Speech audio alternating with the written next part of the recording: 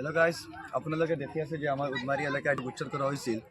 সেই মানুহবিলাকে এখন অস্থায়ী জেগাত আহি বসবাস কৰি আছে। আপোনালোকে দেখি আছে যে মানুহবিলাকে অস্থায়ী বসবাস কৰি আছে। আপোনালোকে যিমান পাৰে এই ভিডিঅ'টো শ্বেয়াৰ কৰি দিয়ক, ধনী ধনী মানুহক ওচৰলৈ পঠাই দিয়ক, যাতে মানুহবিলাকে সাহাৰ্য পায়। আপোনালোকে দেখি আছে, কেমেৰা পচন্দ কৰিলে মই আছোঁ আৰু দেখি আছে যে চেষ্টা কৰি আছোঁ। দেখক বহুত ঘৰ আছে, ইয়াৰ ঘৰ আছে। মানুহবিলাকে বহুত কষ্টৰ মাজতে আছে। ইয়াত কোনো ঘৰ নাই, মাটি নাই, একো নাই। দেখি আছে আপোনালোকে, ভিতৰলৈ দেখাবলৈ চেষ্টা কৰক আৰু মই গৈ আছোঁ ভিতৰত পিনে আৰু দেখাবলৈ আপোনালোকক।